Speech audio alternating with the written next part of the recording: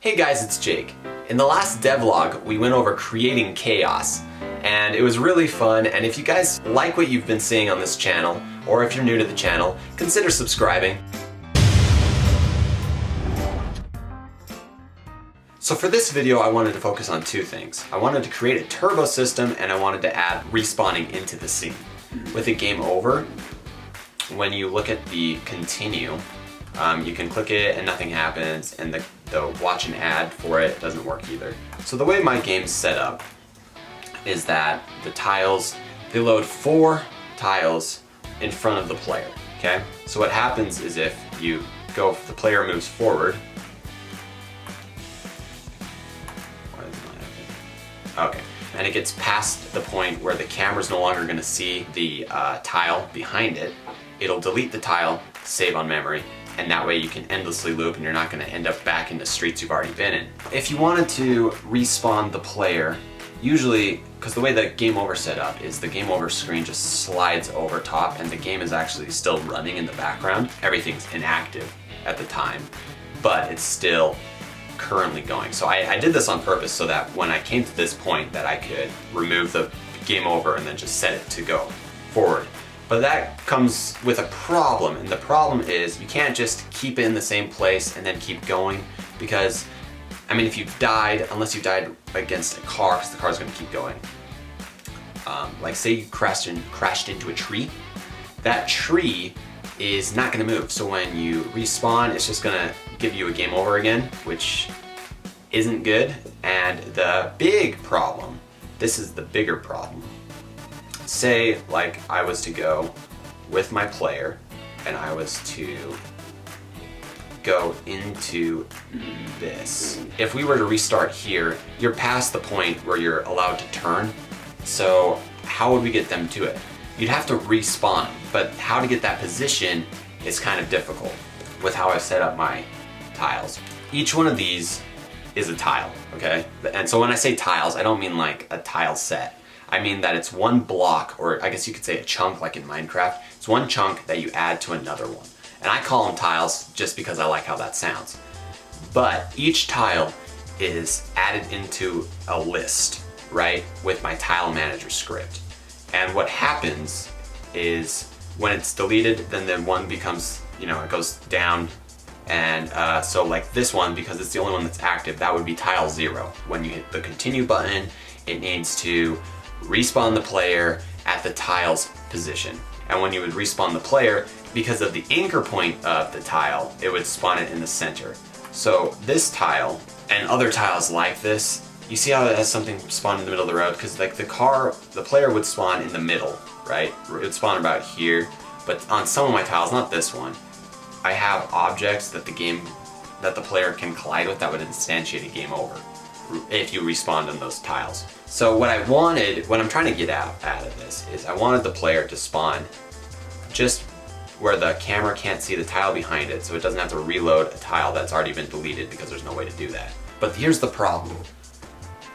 The way I've set up the tile system is that it's based on a north, east, south, and west direction, and I have that set up in an enum with my tile manager script.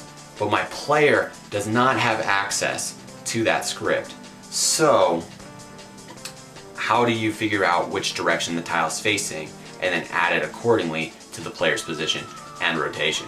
So what I needed to do is I needed to figure out, based on the tile's position, which direction it was facing, and then add that accordingly to the local position of the player. If you were able to figure out which way the tile was facing, you can change that and add that to the player's rotation. So this is what I came up with. It's just a simple thing that looks for the tile's active position, right? But it looks at its transform dot forward, so it shows you which direction the tile is facing.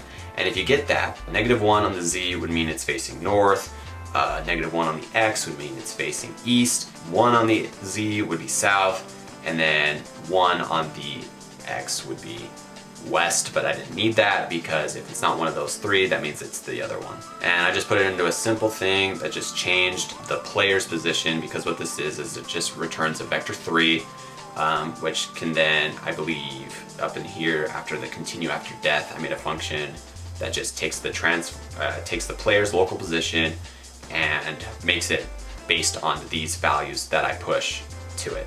When we actually put it into the game, so I went in the ocean, we hit the continue. There was a little bit of a camera glitch there.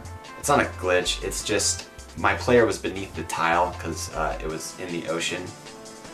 So then when I spawned it, the camera was following it behind it, right? And then it had to come through to see it. I'm gonna figure out a way to work around that, but I haven't had the time this week to do so. So now, if we were to look at it and we were to go to the player, right? You would see that it was spawned in the correct place. And then the camera is in the perfect spot where you're not gonna see it. With that, we now have the characters respawning with a continue where we want it. But I was doing some research with other endless runners. I took a look at Temple Run and Sonic Dash. Temple Run and Sonic Dash both do the same thing. So when you hit respawn, it just gives you a short boost that makes you invincible and it'll automatically turn you and everything. And so there's no way for you to actually die while it's happening. So in Temple Run it's a boost, in Sonic Dash it's a dash. In my game, I want it to be called Turbo. So I needed to create this system so after you die, you immediately get this burst of energy that allows you to kill enemies and turn automatically. So there was a few things I needed to do to set this up. The first hurdle was just making the player invincible. I made a variable, what is it called? Is turbo active? It's just a boolean. If it's active, then I have it set so all player collisions with other objects don't kill the player, but instead explode. So what that did is it'll blow up everything. It'll blow up trees, it'll blow up lamp posts, it'll blow up bridges, cars, boulders, everything that could possibly kill the player will now be destroyed if turbo is active. So the next thing, like Temple Run, that I needed to do, if you have a turbo and you're just launching at high speeds, you're just gonna go straight into the ocean. And that's not cool. So I needed to make the turbo automatically turn for the player. All I did was set up invisible game object, or it's just an empty game object, gave it a box collider, made the collider on the z-axis 0, so it's just one plane, at continuous collision detection. If the player is turbo, that it'll automatically turn left or right depending on where you hit it. So on this case, that one turned it left, and so now not only do you blow everything up, but you also automatically turn wherever you're supposed to. I wanted it to be very obvious that the vehicle was, or that you had a turbo. So I created a new material. So when the turbo's active, it now just glows like this neon, kind of like really bright light blue.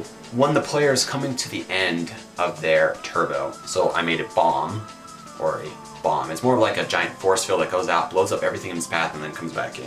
If we were suddenly to make this active, let's just see a force field go out and come back in. And it's a translucent material on just a sphere that just expands and comes back in. The next thing that I wanted to do was I wanted to add some camera shake while it's going to make it seem like it's really going fast, because I made the car speed up to 105 miles per hour.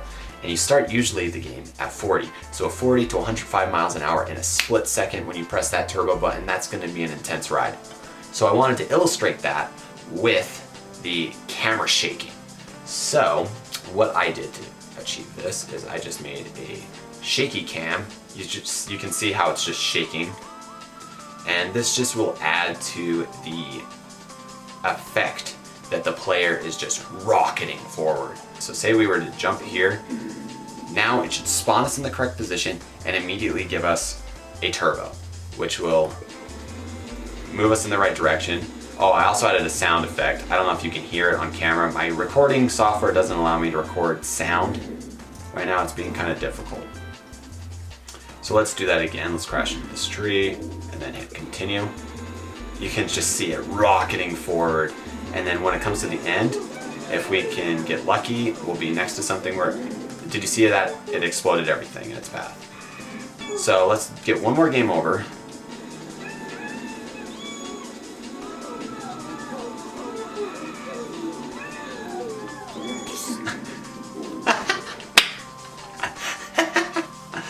Oh wow, that's amazing. So now there was just one thing to do. Now that we have a cool turbo, let's bring it into the game. So I'm sure some of you have probably seen this bar in other devlogs, and I've never talked about it. It's never animated or done anything. Basically, it's just a slider, a UI slider that can take in a value and it'll go all the way up and then it can go back down. So what it is when I coded it so that when you collect coins, it'll start moving up, and when you meet the maximum requirement for the coins, it'll activate the turbo button. Now I have it set to 50 coins required before you can get a turbo, but we'll make that easier for us to get in this video. So I've set it to 10 now. So if I was to go in and start collecting coins, you'll notice on the left side when I hit start, the bar is at 0 currently, but if I was to collect coins, it goes up. And when I hit the threshold, it, I say you got turbo, and then it has this animation of fade in, fade out, and when you click it, you activate your turbo. It's pretty nice, pretty easy. So let's try that again. Now watch this time the animation. I'm gonna try and be quiet. It said you got turbo and it slid in. That's all I was able to do this week because last week I did go on vacation. If you guys follow me on Instagram, you guys could probably figure out where I was. If you guys are curious about my games, I do currently have a game on the App Store. It's called Crosswalk the Game, and you guys can go and download it right now. Thank you so much for watching, and I'll see you guys in the next one.